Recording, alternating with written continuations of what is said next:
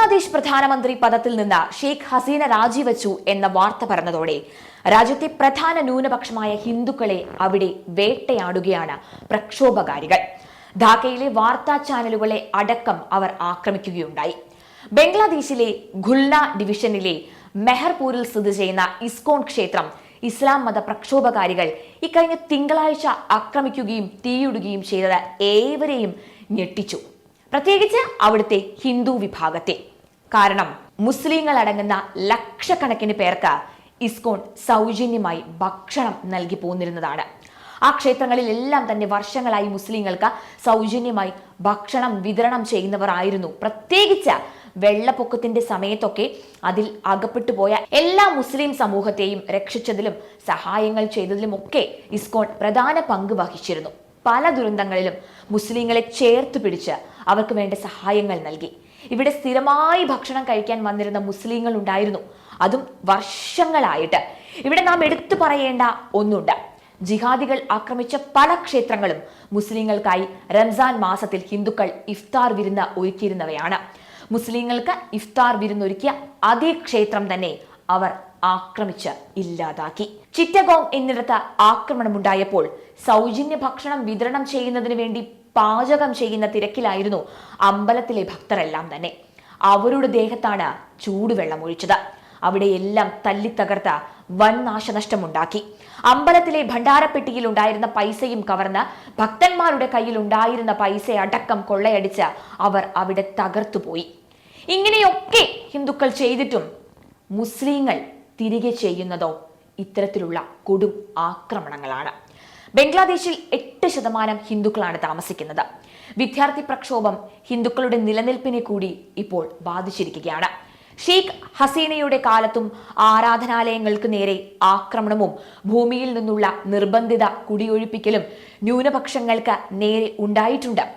എന്നാൽ അന്നൊക്കെ തീവ്ര നിലപാടുകളുള്ള ജമാഅത്തുകളെ നിയന്ത്രിക്കുന്നതിന് വേണ്ടി ഹസീനയ്ക്ക് കഴിഞ്ഞിരുന്നു എന്നത് നാം എടുത്തു പറയണം. ഈ ഒരു സാഹചര്യം പെട്ടെന്നുണ്ടായതല്ല. 2022 സമാനമായ രീതിയിൽ ഹിന്ദുക്കൾക്കും ക്ഷേത്രങ്ങൾക്കും നേരെ ആക്രമണം നടന്നിരുന്നു. 2022 ജനൈരയിലെ ഒരു ഹിന്ദു ക്ഷേത്രത്തിലെ വിഗ്രഹം ചിലർ ചേർന്ന് നശിപ്പിച്ചു. അതേ വർഷവും ഹാജി ഷാഫിയയുടെ നേതൃത്വത്തിലുള്ള 150 പേരടങ്ങിയ സംഘം ധാക്കയിലെ വാരി താനയിലെ 22 ലാൽ മോഹൻ സാഹ തെരുവിലെ ഇസ്കോൺ ക്ഷേത്രം നശിപ്പിച്ചത് വാർത്തകളിൽ ഇടം പിടിച്ചതാണ്. സത്രിക എന്ന സ്ഥലത്ത് 2016 ഇസ്കോൺ ഭക്തന്മാർ പൂജ ചെയ്യുന്ന ക്ഷേത്രത്തിൽ വെളുപ്പിന് വന്ന അവിടുത്തെ പൂജാരിയെ ആക്രമിച്ചു. 2015 കരഹോളിൽ ഉള്ള ഇസ്കോൺ ക്ഷേത്രം മുസ്ലിം തീവ്രവാദികൾ ആക്രമിച്ചു. നോക്കാലി എന്ന സ്ഥലത്ത് സ്ഥിതി ചെയ്യുന്ന ഇസ്കോൺ ക്ഷേത്രം 2021 ആക്രമിച്ചു. സിൽഹെറ്റിയിൽ സ്ഥിതി ചെയ്യുന്ന ഇസ്കോൺ ക്ഷേത്രം 2016 ആക്രമിച്ചു. ഈ ആക്രമണങ്ങളിലെല്ലാം നിരവധി പേർക്ക് പരിക്കുപറ്റി. അമ്പലങ്ങളിൽ വളരെയധികം ധനനഷ്ടവും നാശനഷ്ടവും ഒക്കെ ഉണ്ടായി. അതുകൂടാതെ 25 വയസ്സുള്ള ഒരു ബ്രഹ്മചാരി അന്ന് കൊല്ലപ്പെടുകയും ചെയ്തിരുന്നു. എന്നാൽ അന്ന് ന്യൂനപക്ഷങ്ങൾക്ക് വേണ്ടി ഹസീന സർക്കാർ രംഗത്തെത്തുകയും പോലീസ് നടപടി ശക്തമാക്കുകയും ചെയ്തു. നിലവിലെ സ്ഥിതി അതല്ല.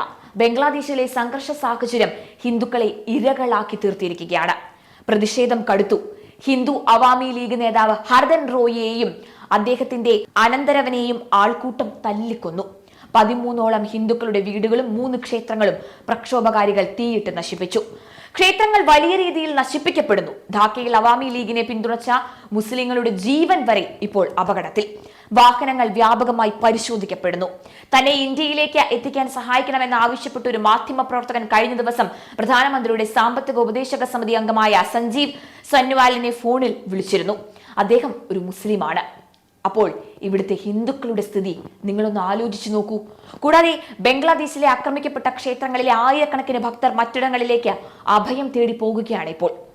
എല്ലാവരും തയ്യാറായിരിക്കുക. ബംഗ്ലാദേശിലെ 1 കോടിയിലധികം വരുന്ന ഹിന്ദുക്കൾ ഇനി എങ്ങോട്ടേക്ക് അഭയം തേടിയെത്തും? മുസ്ലിങ്ങൾക്ക് ഇഫ്താർ വിരുന്നൊരുക്കിയ അതേ ക്ഷേത്രം തന്നെ ജിഹാദികൾ തല്ലിത്തകർത്തു എന്നത് നാം വീണ്ടും വീണ്ടും വീണ്ടും ഓർക്കണം. അവർ ആക്രമിച്ച എല്ലാ ഇസ്കോൺ ക്ഷേത്രങ്ങളും വർഷങ്ങളായി പാവപ്പെട്ട മുസ്ലിങ്ങൾക്ക് സൗജന്യമായി ഭക്ഷണം വിതരണം ചെയ്തിരുന്ന ഇടമായിരുന്നു. പോലീസ് കണ്ടെത്തിയിട്ടുണ്ട്. ഇതിലൊരു ആക്രമണം ISIS എന്ന ഭീകര സംഘടനയുടേതാണ്. മറ്റു പല ആക്രമണങ്ങളും പലവിധ ജിഹാദി ഗ്രൂപ്പുകളാണ് നടത്തിയത്. അതിൽ ചില തീവ്രവാദികളെ പോലീസ് അറസ്റ്റ് ചെയ്തിട്ടുണ്ട്. ആക്രമിക്കപ്പെട്ട ഈ ഇടങ്ങളെല്ലാം തന്നെ മുസ്ലിങ്ങൾക്ക് സ്ഥിരമായി സൗജന്യ ഭക്ഷണം വിതരണം ചെയ്തിരുന്ന സ്ഥലങ്ങളാണ് എന്നോർക്കണം. വർഷങ്ങൾക്ക് മുമ്പ് ഇന്ത്യയിൽ മായാപൂർ എന്ന സ്ഥലത്ത് സ്ഥിതി ചെയ്യുന്ന ഇസ്കോൺ ക്ഷേത്രം മുസ്ലിം കൊള്ളക്കാർ ആക്രമിച്ചിരുന്നു. അത് കൊള്ളയടിക്കാൻ വേണ്ടിയായിരുന്നു ആ ബോംബേറിൽ അവിടുത്തെ വിദേശിയായ ഒരു ബ്രഹ്മചാരിക്ക് സ്വന്തം കാലുവരെ നഷ്ടപ്പെട്ടത്. പരിക്കേറ്റവരും കൊള്ളയടിക്കപ്പെട്ടവരും ആക്രമിക്കപ്പെട്ടവരും ആരും തിരിച്ചു മുസ്ലിങ്ങളെ വെറുക്കുന്നില്ല. ആക്രമികൾ തകർക്കാൻ പദ്ധതിയിട്ട ഇസ്കോൺ ക്ഷേത്രങ്ങളിലെല്ലാം തന്നെ ഇപ്പോഴും മുസ്ലിങ്ങൾക്ക് സ്നേഹത്തോടെ വളരെ സന്തോഷത്തോടെ സൗജന്യമായി അവർ ഭക്ഷണം വിതരണം ചെയ്തു പോരുകയാണ്. ജിഹാദികൾ ആക്രമിച്ച എല്ലാ ക്ഷേത്രങ്ങളിലും അത് കഴിഞ്ഞ് മുസ്ലിങ്ങൾക്കായി സന്തോഷത്തോടെ അന്നദാനം നടത്തുന്നു. അവർ മുസ്ലിങ്ങളെ ചേർത്ത് പിടിക്കുന്നു. എന്നിട്ടും മുസ്ലിങ്ങളുടെ ആവശ്യങ്ങളിൽ അവർ കൂടെ നിൽക്കുകയാണ്. കാരണം അതാണ് സനാതന ധർമ്മം പഠിപ്പിക്കുന്നത്. ഭഗവാൻ ശ്രീരാമനും ശ്രീകൃഷ്ണനും നന്മയുടെയും സനാതന ധർമ്മത്തിന്റെയും സമാധാനത്തിന്റെയും സ്നേഹത്തിന്റെയും സന്ദേശമാണ് പഠിപ്പിച്ചത്. ക്ഷേത്രങ്ങൾ ജിഹാദികൾ ആക്രമിക്കുമ്പോൾ അവിടെ അവർ തകർക്കുന്നത് ഇവരുടെ ഇതേ വിഭാഗത്തിൽപ്പെട്ട മുസ്ലിങ്ങൾക്ക് കിട്ടുന്ന സ്ഥിരം അന്നദാനം കൂടിയാണ്. ആ രീതിയിൽ അവർ മുസ്ലിങ്ങൾക്കെതിരെ തന്നെയാണ് ഇതിലൂടെ പ്രവർത്തിക്കുന്നത്. ഇസ്കോൺ ക്ഷേത്രങ്ങൾ തകർക്കാൻ പദ്ധതിയിടുമ്പോൾ തീവ്രവാദികൾ അവിടെ വന്ന് ഭക്ഷണം കഴിച്ചു പോരുന്ന പാവപ്പെട്ട മുസ്ലിങ്ങളെ കൂടി ഓർത്താൽ നന്നായിരിക്കും. എന്നിട്ടും ആരെയും ഇക്കൂട്ടർ വെറുക്കുന്നില്ല. ഇത്രയൊക്കെ സംഭവിച്ചിട്ടും അവർ മുസ്ലിങ്ങളോട് ഇന്നും എന്നും എപ്പോഴും സൗഹൃദപരമായ ഒരു സമീപനമാണ് തുടർന്നു പോരുന്നത്. കാരണം അതാണ് ശ്രീരാമന് ഇഷ്ടം. വെറുക്കുന്നവരെ കൂടെ സ്നേഹിക്കാനാണ് സനാതന ധർമ്മം പഠിപ്പിക്കുന്നത്. ഇസ്കോൺ എന്ന സംഘടനയിൽ ഒട്ടനവധി മുസ്ലിങ്ങൾ ഉണ്ട്. ലോകത്തിന്റെ പല ഭാഗത്തുള്ള ക്ഷേത്രങ്ങളിൽ മുസ്ലിം കുടുംബത്തിൽ ജനിച്ച ഒട്ടനവധി പേർ ശ്രീകൃഷ്ണ ഭക്തരായി സേവനം അനുഷ്ഠിച്ചു പോരുന്നുണ്ട് എന്നതും ഓർക്കണം. അവരിൽ ബ്രഹ്മചാരിമാരും പൂജാരിമാരും ഗൃഹസ്ഥരും എല്ലാ ആൾക്കാരുമുണ്ട്. മാല കെട്ടുന്നവരടക്കം ഇവരുടെ കൂട്ടത്തിലുണ്ട്. ഇസ്കോൺ അധികാരികൾ അറിയിക്കുന്നത് ഇങ്ങനെയാണ്: അവർ ശ്രീരാമന്റെ പാത പിന്തുടർന്ന് പോരുന്നവരാണ്. രാമരാജ്യത്തിൽ മുസ്ലിങ്ങൾക്ക് സന്തോഷത്തോടു കൂടി ജീവിക്കാം. ശ്രീരാമൻ മുസ്ലിമിന് ക്രിസ്ത്യാനിക്ക് ഒന്നും എതിരല്ല. രാമരാജ്യത്തിൽ മുസ്ലിമിനും ക്രിസ്ത്യാനിക്കും നിരീശ്വരവാദിക്കും എല്ലാം ഒരേ സ്ഥാനമാണുള്ളത്.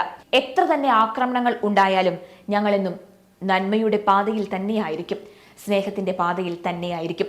ഞങ്ങളുടെ അമ്പലങ്ങളിൽ എന്നും മുസ്ലിം സഹോദരങ്ങൾക്ക് പ്രവേശനമുണ്ട്. അവർക്ക് സന്തോഷത്തോടുകൂടി ഞങ്ങളുടെ ആഘോഷങ്ങളിൽ പങ്കുചേരാം, അന്നദാനത്തിൽ പങ്കുചേരാം. ലോകത്തിന്റെ പല ഭാഗത്തുമുള്ള ഇസ്ലാമിന്റെ കീഴിലുള്ള ഫാമുകളിൽ ഒട്ടനവധി മുസ്ലിങ്ങളായി തന്നെയാണ് സേവ ചെയ്തു പോരുന്നത്. അവരെ മതപരിവർത്തനം ചെയ്യാൻ ആരും നിർബന്ധിക്കുന്നില്ല. അതാണ് ഇസ്കോൺ കെട്ടിപ്പടുത്തുന്ന രാമരാജ്യം. മുസ്ലിങ്ങൾക്ക് സന്തോഷവും സമാധാനവും സ്നേഹവും ലഭിക്കുന്ന രാമരാജ്യം. അത് അവിടുത്തെ സാധാരണക്കാരായ നല്ലവരായ അത് അവിടുത്തെ മുസ്ലിങ്ങൾ മനസ്സിലാക്കണം എന്നുള്ളതാണ് തങ്ങളുടെ അഭ്യർത്ഥന എന്നും ഇസ്കോൺ അധികാരികൾ അറിയിച്ചു. ഇസ്കോൺ പ്രവാചകനായ മുഹമ്മദ് നബിയെ പ്രവാചകനായി തന്നെ അംഗീകരിക്കുന്നുണ്ട്. ഖുറാനെ അവരൊരു വിശുദ്ധ ഗ്രന്ഥമായി തന്നെ അംഗീകരിക്കുന്നു. മുസ്ലിം സഹോദരങ്ങളുടെ സന്തോഷത്തിലും ഉന്നമനത്തിലുമാണ് ഇസ്കോൺ സന്തോഷിക്കുന്നത്. കാരണം സനാതന ധർമ്മം പഠിപ്പിക്കുന്നത് അതാണ്. മറ്റു മതങ്ങളെ പുച്ഛിക്കാനോ ദ്രോഹിക്കാനോ അവർ ആഗ്രഹിക്കുന്നില്ല. ഭഗവാൻ ശ്രീരാമൻ അതല്ല അവരെ പഠിപ്പിച്ചത്. രാമരാജ്യം സമാധാനത്തിന്റെ രാജ്യമാണ്. എല്ലാ മതസ്ഥർക്കും അവിടുത്തെ നല്ലവരായ മുസ്ലിങ്ങൾ ഞങ്ങളുടെ സ്നേഹവും സൗഹാർദ്ദവും മനസ്സിലാക്കണം എന്ന് വിനീതമായി അഭ്യർത്ഥിക്കുന്നു എന്നാണ് ഇസ്കോൺ ഭാരവാഹികൾ അറിയിക്കുന്നത്. പക്ഷേ എന്തു തന്നെയായാലും മുസ്ലിങ്ങൾ തിന്ന ചോറിന്റെ നന്ദി ആണ് ഇപ്പോൾ കാണിച്ചു കൊണ്ടിരിക്കുന്നത് എന്ന് പറയാതെ വയ്യ.